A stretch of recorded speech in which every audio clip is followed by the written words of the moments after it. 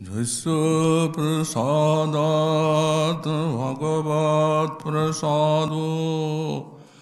यस्य प्रसादान्न गति कुतोऽपि ध्यायुं स्तुवं तस्य यशस्त्रिसन्ध्यं वन्दे गुरो श्रीचरणारविन्दम्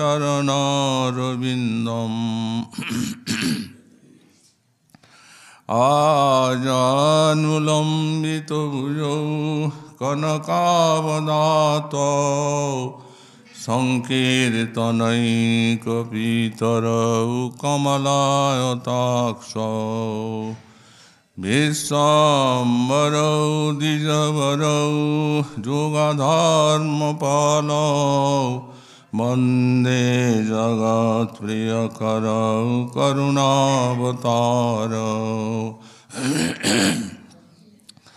नमस्त्रिकालसत्याय जगन्नाथसुताय च सवृत्ताय सपुत्राय सकलत्राय ते नमः वरेहापीडाभिरामं मृगमदतिलकं कुण्डलाक्रान्तगण्डां पञ्चाक्षं कम्बुकण्ठां स्मितसुभगमुखं स्वादुरीन्नस्तवीनुम्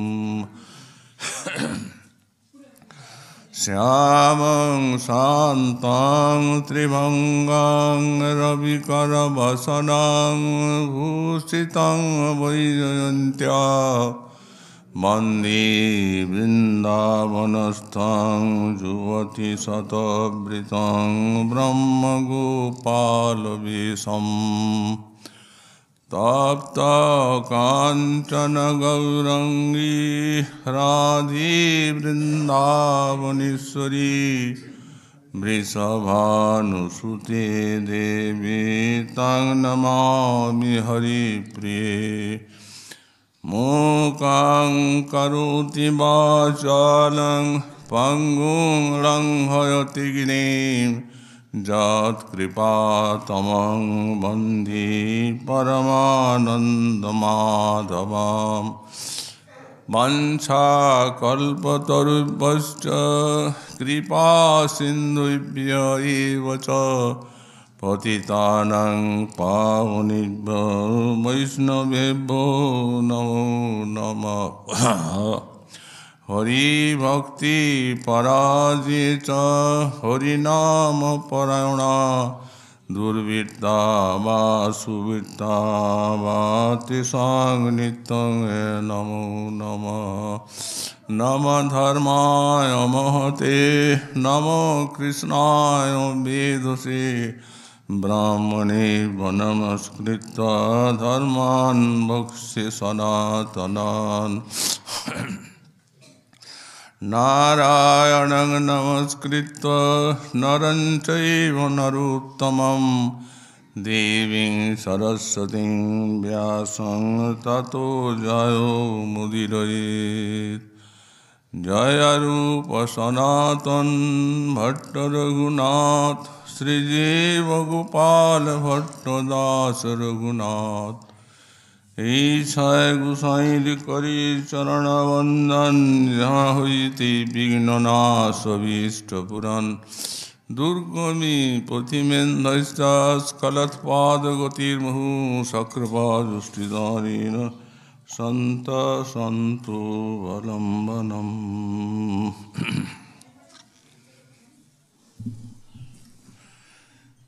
पीडाभिनवकालकूटकटुता गर्वैश्वर्यनिर्वासनो निस्सन्देन मुदां सुधा मधुरिमा हंकार संकोचनः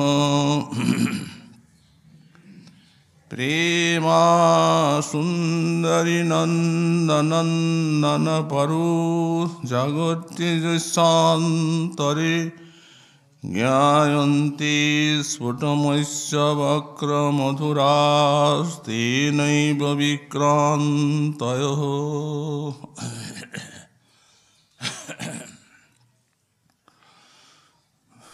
परम आराध्य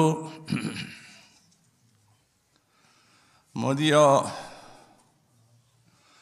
अष्टोत्तर शतो श्री श्री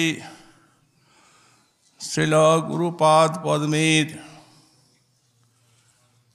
वार्षिक तिरोधान तिथिर आराधना उपलक्षे आमादेर এই শ্রী শ্রী ভাগবতী সভার অনুষ্ঠান। এই অনুষ্ঠানে গত কয়েক বছর যাবৎ আমরা এখানে পরম পূজ্যপাদ শ্রী গৌড়ীয় বৈষ্ণবাচার্য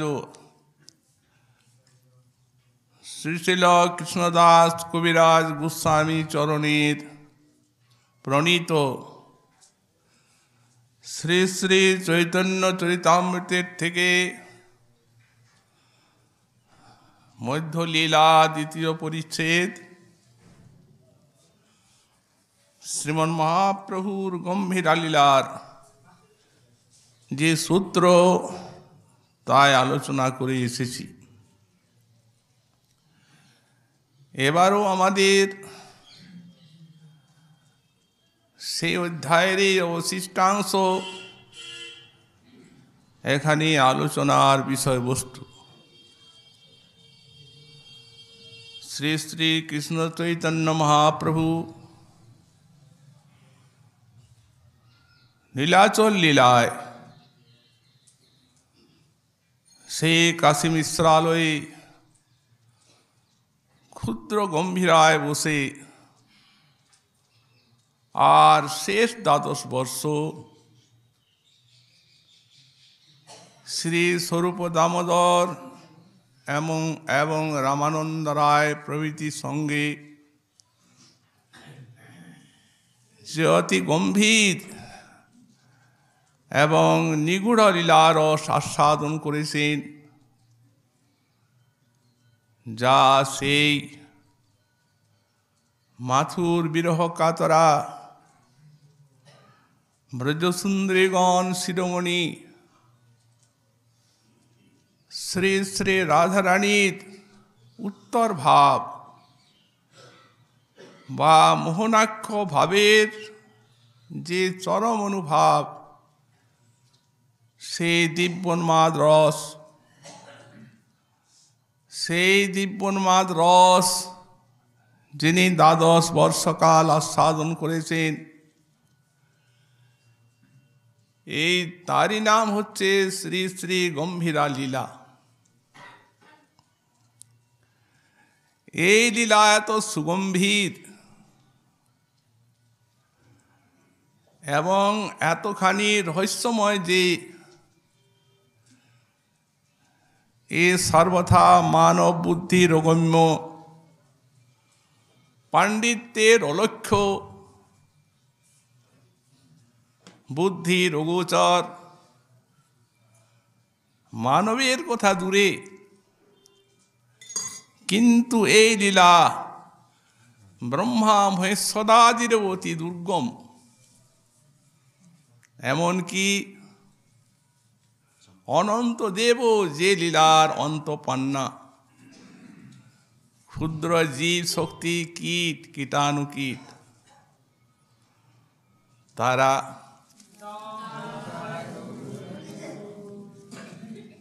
এই লীলা শ্রবণ কীর্তন এবং আলোচনার কোথাকার কি আমরা এই লীলার গাম্ভীর্য সম্বন্ধে বা দুর্গমতা সম্বন্ধে একটি দৃষ্টান্ত আপনাদের দিতে চাই। এই যে প্রেম বস্তু, এই প্রেম বস্তুটি এমন এক অপূর্ব অদ্ভুত আকর্ষণীয় জিনিস যে এর যে বিষয় তত্ত্ব এবং এর যে আশ্রয় তত্ত্ব, এই দুইটির উপরে এই প্রেম বস্তুর অদ্ভুত আকর্ষণীয় অসাধারণ শক্তিপূর্ণ ক্রিয়া আছে। এই প্রেম যেমন তার বিষয় স্বয়ং ভগবান শ্রী ব্রজেন্দ্রনন্দন গোলকপতি, সর্বময় সর্বব্যাপী, তাকে যেন আকর্ষণ করে আনে।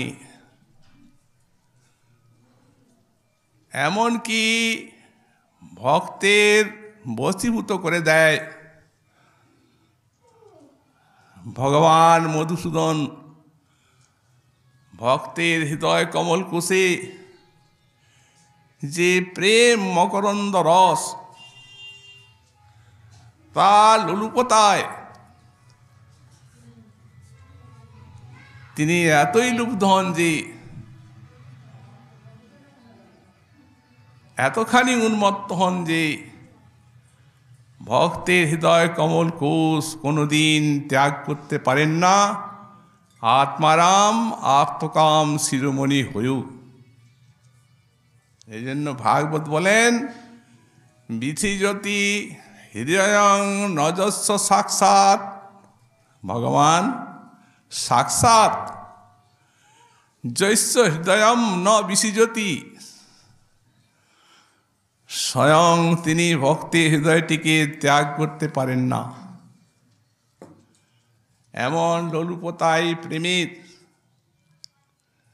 এই প্রেম তার বিষয়বস্তুর উপরে এতখানি উন্মাদনা, এতখানি আকর্ষণ জাগান। তেমনি আশ্রয় তত্ত্বের উপরে ক্রিয়া শক্তি। এই প্রেম আশ্রয় তত্ত্ব ভক্তের সারা বিশ্বটিকে ভুলিয়ে দেয়।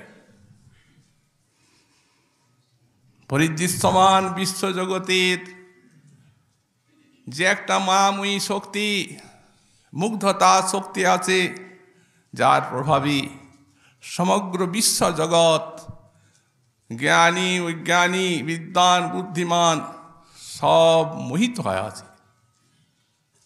কিন্তু প্রেম ভক্তের সম্মুখের থেকে এই মায়াময় দৃশ্যটিকে মুছে ফেলে দেয়। এমন কি এই ভক্তের ইন্দ্রিয়গুলিকে, মনকে ভগবানের মাধুর্য আস্বাদনে এতখানি প্রলুব্ধ করে, এতখানি উন্মাদিত করে যে ভক্ত সে প্রেমোন্মাদনায়, সে মাধুর্য আস্বাদনে নিয়ত তন্ময় হয়ে যান। তো এই আশ্রয় তত্ত্বের উপরে এবং বিষয় তত্ত্বের উপরে প্রেমের শক্তিপূর্ণ ক্রিয়া। কিন্তু আমাদেরকে জানতে হবে যে প্রভাবটা আমরা বললাম প্রেমের, সেটি হচ্ছে জীব শক্তির হৃদয়ে প্রেমের ক্রিয়া। এবং মহাজন বলেন জীব শক্তিতে অনুপরিমাণ প্রেম। তো যদি অনুপরিমাণ প্রেমের এই রূপ ক্রিয়া হয়, এত শক্তি হয় তার বিষয় তত্ত্ব এবং আশ্রয় তত্ত্বের উপরে, তাহলে প্রেম যেখানে সুমেরুর মতো গুরুতর, মহান, পরম মহান, প্রেম যেখানে কোটি কোটি সমুদ্রের থেকেও দুরবগাহ, অনন্ত অপার, পারাবারহীন, সেখানে এই প্রেমের এই বিষয় তত্ত্বের উপরে আর আশ্রয় তত্ত্বের উপরে কতখানি প্রভাব বিস্তার হতে পারে। প্রভু তো এই নিয়েই গম্ভীরা লীলা, এই জায়গায় গম্ভীরা লীলার গম্ভীরত্ব, মহত্ব, বিশালতা, ব্রহ্মা মহেশ্বর আদি দুর্গমত্ব শেষের অবর্ণনীয় এই জায়গায়। সেই প্রেমটি হচ্ছে একমাত্র শ্রী শ্রী বিশ্বভানন্দিনীর প্রেম। সেখানে প্রেম পরম মহান, সেখানে প্রেম সুমেরুর থেকেও গুরুতর, সেখানে প্রেম পারাবারহীন, দুর্গম। তো সুতরাং সেই যে প্রেম স্বয়ং ভগবান ব্রজেন্দ্র নন্দনের লুব্ধতা লোলুপতা জাগিয়েছে, আজ তিনি সারি লোলুপতায় এই বিশেষ কলিতে রাধারানীর ভাবকান্তি নিয়ে আস্বাদন করছেন সেই লীলারস। আবার আস্বাদনটি হচ্ছে শ্রী রাধারানীর বিরহলীলার মাধ্যমে। কারণ বিরহে প্রেম এত আরুণময়, এতখানি উত্তাল, এতখানি প্রভাবযুক্ত যে বিরহীকে উন্মাদিত পাগল করে দেয় এই প্রেম, বিরহ প্রেম। সেই বিরহ ভাবটি অবলম্বন করেছেন শ্রীমন মহাপ্রভু। তো সুতরাং এই জায়গায় হচ্ছে এই আমাদের শ্রী শ্রী গম্ভীরা লীলার গম্ভীরত্ব। এখন আমাদের প্রশ্ন হবে, যদি এই লীলা মহেশ্বরাদিরও দুর্গম হন, যদি এই লীলা সাক্ষাৎ শেষদেবেরও অগম্য হন, তবে ক্ষুদ্র জীব কীট তারা কোন সাহসে এই লীলা আস্বাদন করতে যাবে? এইটি হচ্ছে প্রশ্নের কথা। কিন্তু হয়েওছে ঠিক তাই। সাধারণ জীবের পক্ষে এত দুর্গম বস্তু আস্বাদ্য হয়ে গেছে। কারণ যেমন এটি দুর্গম এই গম্ভীরা লীলা, তেমনি এই লীলা চরম উচ্চকোটির আস্বাদ্য, সাধক ভক্তগণের ধ্যান ধেয়, সিদ্ধ ভক্তগণের নিবিড় আস্বাদ্য এই লীলা। তো সুতরাং কৃপার উপরে তো কিছু কথা নেই। শ্রীমন মহাপ্রভুর করুণায় সেই গম্ভীরা লীলা আজ গৌড়ীয় বৈষ্ণবগণের আরাধনার ধন। এই কোটি কোটি প্রাণেরও প্রাণ। বস্তুত এটি হয়েছে যারা রাধারানীর সখী, সেই ললিতা বিশাখা আজ রাধাভাব অঙ্গীকারকারী শ্রী শ্রী কৃষ্ণ চৈতন্য মহাপ্রভুর সঙ্গে তাঁর পার্ষদ রূপে স্বরূপ দামোদর রামানন্দ রায় রূপে হয়েছেন অবতীর্ণ। আর তারাই এর ভাণ্ডারী এবং এর প্রচারক সর্বে সর্বা। তাঁদের কৃপায় আমরা এই বস্তু আস্বাদনের যে পথ তা খুঁজে পেয়েছি। কবিরাজ গোস্বামী পাদ সেইটি লিখেছেন, চৈতন্য লীলা রত্নসার স্বরূপের ভাণ্ডার, তেহ থুইলা রঘুনাথের কণ্ঠে, তাহা কিছু যে শুনিল তাই ইহা বিস্তারিল, ভক্তগণে দিলা এই ভেটে।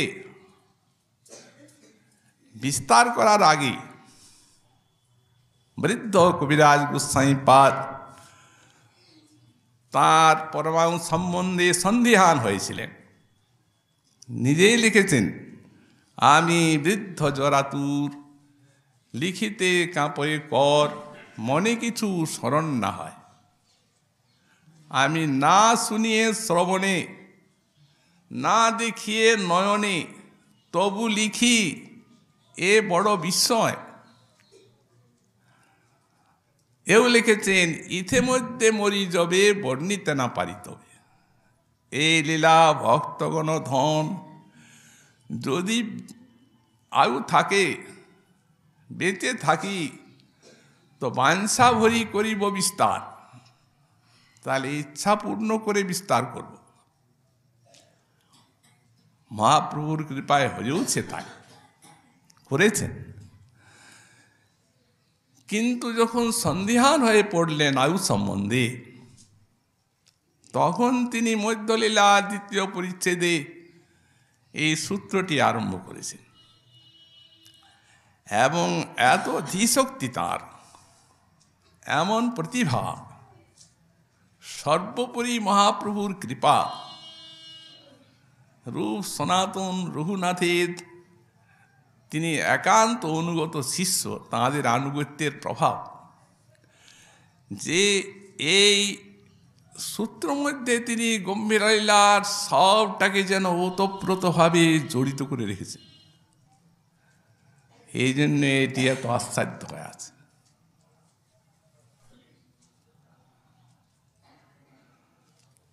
এবং এর যে আস্বাদনী, এর যে মাধুরী,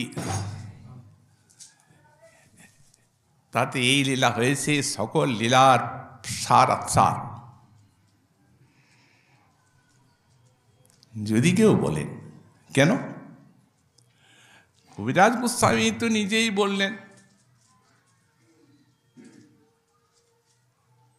বললেন এই সর্বলীলা শ্রেষ্ঠ হচ্ছে এই ব্রজের নরলীলা। কৃষ্ণের যতক খেলা সর্বোত্তম নরলীলা, তার মানে ব্রজলীলা। তো ব্রজলীলাই যদি সর্বশ্রেষ্ঠ হয়, তাহলে আবার গম্ভীরা লীলাকে আপনারা সবার থেকে শ্রেষ্ঠ বললেন কি রূপে? এই ব্রজলীলা সূত্র ধরেই তার শ্রেষ্ঠতা আমরা ক্রমশ বলছি। দেখুন, এই যে ব্রজলীলা, শ্রীকৃষ্ণ লীলা, এই লীলা এত শ্রেষ্ঠতা এর কেন? কারণটি লিখেছেন কবিরাজ গোস্বামী পাদি। উনি বললেন, মাধুর্য ভগবত্তা সার, তাই ব্রজে কইল পরচার। মাধুর্যটি হচ্ছে ভগবত্তার সারাচ্ছার, স্বরূপ, ঐশ্বর্য এবং মাধুর্য নিয়েই ভগবত্তা। কিন্তু মাধুর্যটি হচ্ছে সারেরও সার। কারণ ঠাকুর মশাই বললেন, জগৎ ব্যাপক হরি, অজ ভব আজ্ঞাকারী, মধুর মূরতি লীলা কথা। এই জায়গায় মধুর শব্দটা প্রয়োগ হয়েছে এই লীলা কথাতে। তো সুতরাং কৃষ্ণের যে মধুময়ী লীলা প্রজাপার্ষদগণ সঙ্গে, এই গোপাল লীলার কোনো তুলনা নাই, অতুলন এই ব্রজলীলা, মাধুর্যময়ী লীলা। কিন্তু তার যে পিতামাতার সঙ্গে যে বাল্যলীলা, তার সখাগণ সঙ্গে যে পৌগণ্ড লীলা, তার থেকে এই যে তাঁর ব্রজবালাগণ সঙ্গে যে কৈশোর লীলা, এটি হচ্ছে সর্বলীলার শ্রেষ্ঠ লীলা। কারণ এটি সাক্ষাৎ মহাভাব এবং সচ্চিদানন্দের বিলাস মাধুরী। সর্বোপরি এই শৃঙ্গার সলীলা যত আছেন বৃন্দাবনে গোপীগণ সঙ্গে গোপীনাথের, সবার থেকে শ্রেষ্ঠ বলা হয়েছে শ্রী শ্রী রাসলীলা, সর্বলীলা মুকুটমণি। যাতে সব রসের সুন্দর সমাবেশ বা সমাহার রয়েছে এই রাসলীলা। এই জন্যে এই রাসলীলাকে সব লীলার শ্রেষ্ঠ বলা হয়েছে ব্রজলীলার মধ্যে। কিন্তু এই যে মিলনাত্মক রাসাদি লীলা শ্রী শ্রী রাধা মাধবের, তার থেকেও যেখানে ওই বিরহ রসময় যেখানে মাথুর লীলা, ব্রজবালাগণের যে মাথুর বিরহ লীলা, সেই লীলা অনেক অনেক উচ্চকোটির। কারণ সেই বিরহ লীলাতেই প্রেম সিন্ধু এত আলোড়িত হয়েছে যে তার ভাবগর্ভে যত সমস্ত রত্নরাজি, ভাব রত্নরাজি সব বেরিয়ে এসেছে। বিরহরূপ মন্দরের আলোড়নে।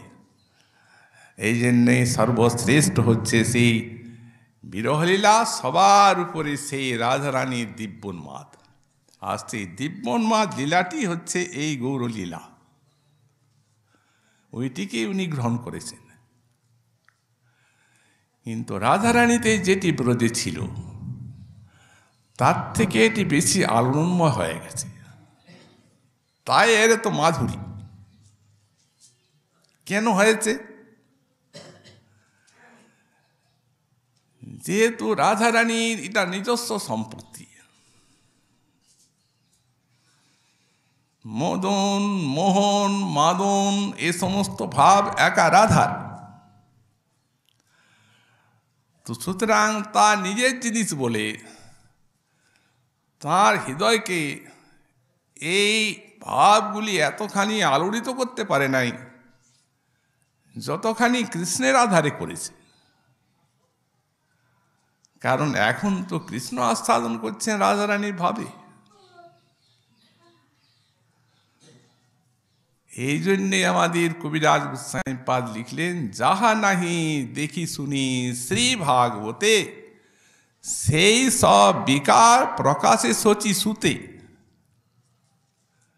এই যে মহাভাব সিন্ধুর থেকে যে সমস্ত রত্নরাজি বেরিয়ে এলো, ভাগবতে তো রাধারানীর অস্থিসন্ধি বিয়োগ দেখা যায় না, ওটা তো তারই ভাব।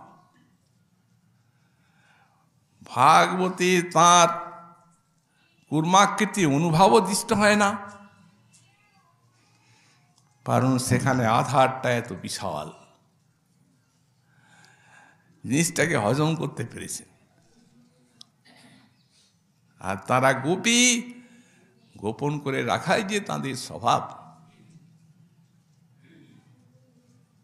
কামনার আবরণে প্রেমকে ঢাকা দিতে এমন আর কেউ জানেন না, পারেন না, কারো সামর্থ্য নেই। এইটাই গোপীভাবের বৈশিষ্ট্য। তো সুতরাং এই জন্যই শ্রীমন মহাপ্রভুতে যে লীলা, সে লীলা হয়েছে সারাৎ সার লীলা। আর একটা কারণ আছে, এই লীলা সারাৎ সারতার কবিরাজ গোস্বামী পাদ লিখেছেন, মহাপ্রভুর এই যে লীলা, গম্ভীরা লীলা শুনুন, যে কোনো লীলা, বিশেষ এই লীলা, উনি বললেন যে কৃষ্ণলীলামৃত সার তার শত শত ধার, 10 দিকে বহে যাহা হইতে, সে চৈতন্য লীলা হয় সরোবর অক্ষয়, মনোহংস চরাহ তাহাতে। এখন ওই যে কৃষ্ণের যত খেলা সর্বোত্তম নরলীলা, তাই যদি আমরা মেনে নিই লীলার শ্রেষ্ঠতা সম্বন্ধে, কৃষ্ণের যত খেলা সর্বোত্তম নরলীলা, এই তো সেই যে কৃষ্ণলীলামৃত ধার, তার সার তার শত শত ধার, শত শত উৎস গৌরাঙ্গের লীলা, কৃষ্ণলীলা সমূহের। যেমন কবিরাজ গোস্বামী দৃষ্টান্ত দিচ্ছেন একটা অক্ষয় সরোবর। একটা অক্ষয় সরোবরের থেকে যেন শত শত উৎস বেরিয়ে আসে ধারা, তেমনি এই কৃষ্ণলীলারূপ বিশাল, এই গৌরলীলারূপ বিশাল একটা সরোবরের থেকে কৃষ্ণলীলামৃতের শত শত ধারা বেরিয়ে এসেছে। তার শত শত ধার একদিকে নয় 10 দিকে বহে যা হইতে, 7 দিকে 10 দিকে বইছে। সে চৈতন্য লীলা হয় সরোবর অক্ষয়, মনহংস চরাহ তাহাতে। ভক্তগণ শুনো মোর দৈন্য বচন। দীনতার মূর্তি ছিল কবিরাজ। তোমার সবার পদধূলি, তোমাদের চরণধূলি এই আমার অঙ্গের ভূষণ। অতএব এই অঙ্গের ভূষণ করে তোমাদের চরণধূলি, আর আমি কিছু তোমাদের চরণে নিবেদন করছি। কৃষ্ণ ভক্তি সিদ্ধান্তগণ যাতে প্রফুল্ল পদ্মবন, তার মধুকর আস্বাদন। কৃষ্ণ ভক্তি সিদ্ধান্ত যদি আস্বাদন করতে হয়, শত শত উৎস, তো এই চৈতন্য লীলাতে আসতে হবে। কারণ গৌরাঙ্গের লীলাই তো কৃষ্ণ আর রাধারানীকে নিয়ে, তাদের লীলা মাধুরীকে নিয়েই তো তার আস্বাদন। এখানে হয়েছে যে রসের উপর দিয়ে সেই ভাবটি আস্বাদন করেছেন রাধারানী সখীগণ কৃষ্ণ, রসের মুখ্যতায়।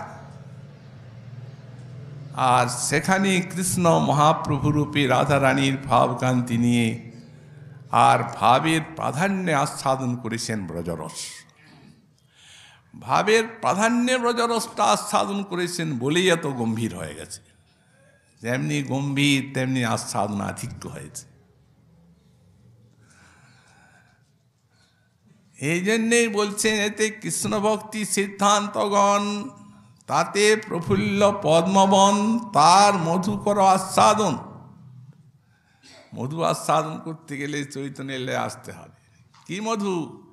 কৃষ্ণ ভক্তি সিদ্ধান্ত রূপ মধু।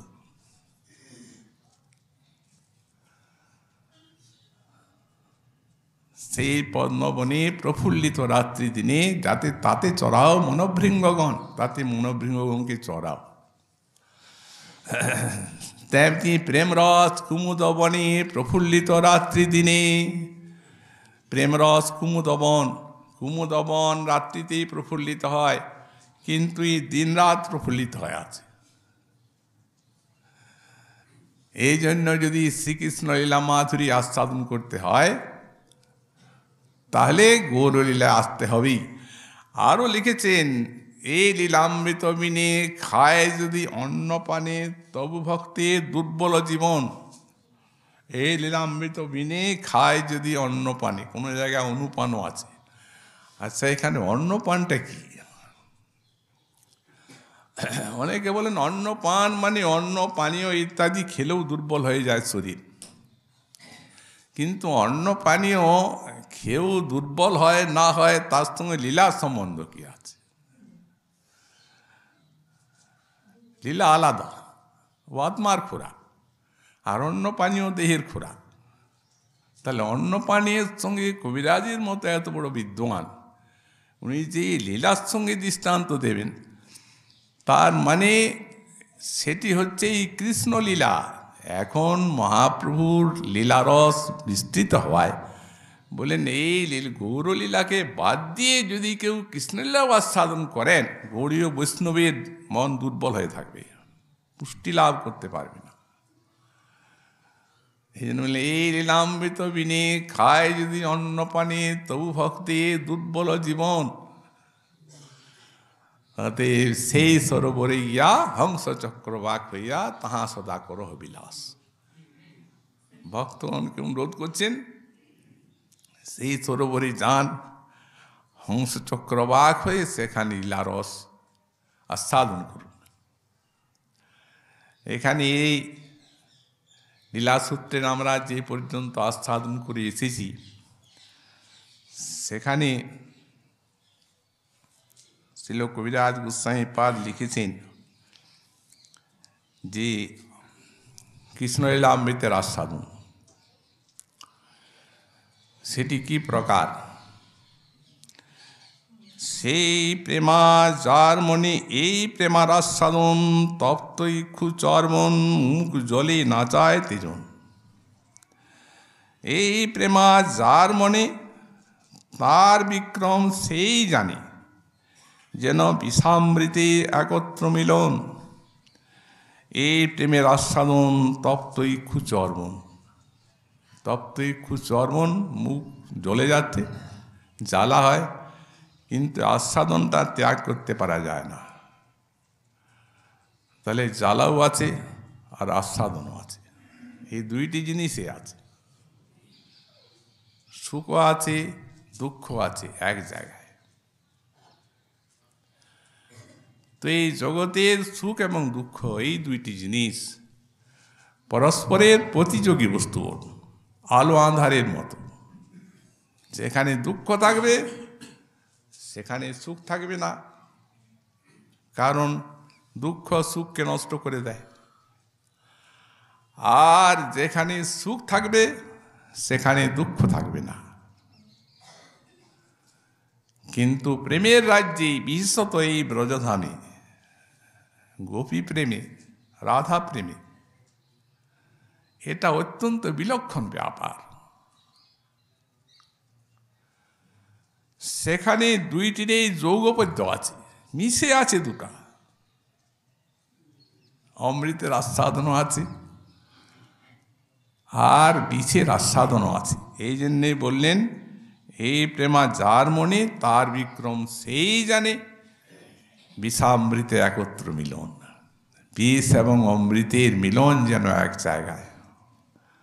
বহির্বিষ জ্বালা হয়, অন্তর আনন্দময়, কৃষ্ণ প্রেমের অদ্ভুত চরিত। এখানে একটা শ্লোক দৃষ্টান্ত দিচ্ছেন বিদগ্ধ মাধব নাটকের থেকে। পূর্ণমাসী দেবী তিনি বলছেন নান্দিমুখীকে, পীড়াভিন্নবকাল কূটকটুতা গর্বস্য নির্বাসনু নিঃসন্দেন মুদাং সুধা মধুরিমা হংকার সংকোচন প্রেমা সুন্দরী নন্দনন্দন পরো জাগর্তি জৈশান্তরে জ্ঞায়ন্তি স্ফুটমস্য বক্র মধুরাস্তেনৈব বিক্রান্তয়। হে সুন্দরী নান্দিমুখী, এই নন্দনন্দন পর প্রেমা জৈশ্য অন্তরে জাগর্তি, এই যে কৃষ্ণ বিষয়ক প্রেম, নন্দনন্দন বিষয়ক প্রেম, যে ব্রজবালার অন্তরে জাগরিত হয়। এখানে ব্রজবালাই মুখ্যত বলতে হবে, কারণ তাদের প্রেমটি এই প্রকার। এই যে বিষামৃতে একত্র মিলন, মুখ্য রূপে এটি তাদের আস্বাদন। এই জন্য বললেন, ওই সুন্দরী নান্দিমুখী জৈশ্য অন্তরে নন্দনন্দন পর প্রেমা জাগর্তি। বললেন ঐশ্য বক্রমধুরা স্ফুটমস্য বক্রমধুরা তেনৈব বিক্রান্ত। এই প্রেমের যে বক্র এবং মধুর স্বভাব, ওটা সেই জানতে পারি যার অন্তরে এই প্রেম জাগরিত হয়। অনুভবী ব্যক্তি দেখে এই প্রেম কাউকে বোঝানো যায় না, আর বুঝালেও তিনি বুঝতে পারেন না, অনুভব যদি না আসে। যার অন্তরে জাগে এই প্রেম, তিনি এই প্রেমের বক্র মধুর স্বভাব তিনি জানেন। কি প্রকার স্বভাব? বললেন, পীড়াভীর নবকাল কূট কটুতা গর্বস্য নির্বাসনু। নবকাল কূটের যে একটা কটুতা, তীব্রতা, তার একটা গর্ব আছে। নবকাল কূট মানে কি? শাবক যে সব বিষধর সর্প বাচ্চাগুলো, ওগুলা যখন দংশন করে তখন এমন লহর উঠতে থাকে, তার জ্বালার, যে সে জ্বালার লহরী ওই বৃদ্ধ বা যুবক সর্পের থেকে অনেক বেশি। তো একেই নবকালকূট বলা হয়। তো এই নবকালকূটের যে তীব্রতা, জ্বালা, বিষজ্বালার লহরী, তার একটা যে গর্ব আছে, ও গর্বকে এই কৃষ্ণপ্রেমীর জ্বালা খর্ব করে দেয়। এবং সঙ্গে সঙ্গে সুধা, মধুরিমা, হংকার ও সংকোচন, অমৃতের একটা যে মাধুর্য আছে, তারও একটা অহংকার আছে। তোর অমৃতের মাধুর্যের যে অহংকার, সে অহংকারকেও নাশ করে দেয়। শ্লোকটি কিন্তু হচ্ছে সেই ওই পূর্বরাগ প্রকরণের শ্লোক, আর এখানে হচ্ছে সেই মাথুর বিরহের চরম দিব্যোন্মাদ। এখন প্রশ্ন হবে যে দিব্যোন্মাদের ভিতরে আবার পূর্বরাগের শ্লোকের দৃষ্টান্ত এনে আর কি বোঝাতে চাইছেন কবিরাজ গোস্বামী পাদ? বিষয়টি হচ্ছে এই যে দুটি প্রেম, দুটি বিভাগ প্রথমে করা হচ্ছে। একটি হচ্ছে সম্ভোগ আর একটি হচ্ছে বিপ্রলম্ব বিরহ। প্রেমের এই দুটি কলেবর, এই দুইটি কলেবরের মধ্যে এই প্রেম সম্ভোগে এবং বিপ্রলম্বে দুইটিতে আস্বাদন দিচ্ছেন ভক্তকে, প্রেমিককে। তা এখন ওই যে বিপ্রলম্ব রস, তারে আবার চারটা ভাগ। একটি হচ্ছে পূর্বরাগ, একটি হচ্ছে মান, একটি হচ্ছে প্রেম বৈচিত্র্য, আর একটি হচ্ছে প্রবাস। এই চারটা ভাগ। তো এই চারটা ভাগের মধ্যে এই যে পূর্বরাগ, এই পূর্বরাগের দৃষ্টান্ত এখানে দেওয়া হচ্ছে। এটি প্রশ্ন আমাদের কেন? কারণ বিরহের চরম তো সেখানে, যেখানে মাথুর বিরহ বা সুদূর বিরহ, সুদূর প্রবাস, সেখানে এই দৃষ্টান্ত দিয়ে কি বোঝাতে চাওয়া হচ্ছে? যখন একটা অখণ্ড জিনিস বিরহটি, আর রাধারানীর প্রেমে হাজার হাজার উৎস, তখন এই প্রেমের ভিতরে সবগুলির আস্বাদন আছে, প্রত্যেকটির আস্বাদনই অনুস্যুত আছে। দৃষ্টান্ত দিলে বোঝা যায় যে আচ্ছা, এই দিব্যোন্মাদের দুটি ভাগ আছে, একটি হচ্ছে তীর্থদল্প আর একটি হচ্ছে উদ্ঘূর্ণা। তো আচ্ছা, এই যে রাধারানীর ভাগবতী চিত্রজল্প যে ভ্রমর গীত, সেটি কিভাবে রাধারানী আস্বাদন করেছে? সেটা তো মানভঙ্গি। ভ্রমর এলো, ভ্রমর এসে রাধারানীর চরণতলায় গুঞ্জার করছে, তখন উনি তো মানভঙ্গিতে কথাগুলা বলেছেন চিত্রজল্পে। কাচিৎ মধুকরং দৃष्ट्वा ধায়ন্তি প্রিয় সঙ্গমম প্রিয় প্রস্থাপিতং দূতম কল্পে তদ্দমব্রবীত। কাচিৎ মধুকরং দৃष्ट्वा, মধুকরকে দেখছেন রাধারানী ভ্রমরকে। মানিনী হয়ে গেছেন কৃষ্ণের দূত কল্পনায়। কারণ নিবিড় স্ফূর্তি হচ্ছে, মূলের কথাটি হচ্ছে যে গোবিন্দ রাধার সেই প্রেম মাধুরী, বিরহ মাধুরী আস্বাদনের জন্য তো এখানেই রয়েছেন। গোবিন্দ তো সাক্ষাৎ পূর্ণতম তত্ত্ব ওই মথুরায় চলে যাননি।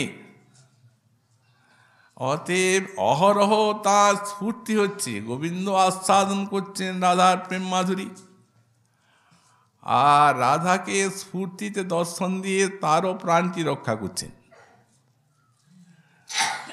এটা তো কৃষ্ণ নিজেই বলেছেন, তোমার জীবন রক্ষার জন্য আমি বারে বারে শ্রী বৃন্দাবনে যাই, কিন্তু তাহা তুমি মানব স্ফূর্তি। মথুরায় তো উনি চলে গেছেন, তাই এটি তো স্ফূর্তি। তো সুতরাং সারা যে মাথুর বিরোহীর চরম দিব্যোন্মাদ চিত্রজল্পটি, ওই মান ভঙ্গিকে অবলম্বন করেই হলো। তো সেই রকম এখানে যে পূর্বরাগের যে দৃষ্টান্তটি, সেই দৃষ্টান্তটি এখানে দিয়ে আর সেই পূর্বরাগ রসটিকে, এই পূর্বরাগের দৃষ্টান্তে সেই রসটিকেই পুষ্ট করছেন। যেমন ওখানে সেই দিব্যন্মাদ রস পুষ্ট হয়েছে মান রসের দ্বারা। তো এখন এই যে শ্লোকটি দৃষ্টান্ত দিয়েছেন, এই শ্লোকের যে পূর্ণমাসী দেবী যে শ্লোকটা বলছেন নান্দিমুখীকে, তার এখানে একটা উৎস আছে, একটা ভূমিকা আছে। অতএব সেই ভূমিকাটা দিলে তবে আমরা শ্লোকের ব্যাখ্যাটা কিঞ্চিত অনুভব করতে পারব। শ্রীমন মহাপ্রভুর কৃপা হলে আগামীকাল আবার সেই ব্যাখ্যা আমরা আস্বাদন করব। আজকে আমাদের শ্রী ভাগবতী কথার এখানেই বিশ্রাম হলো।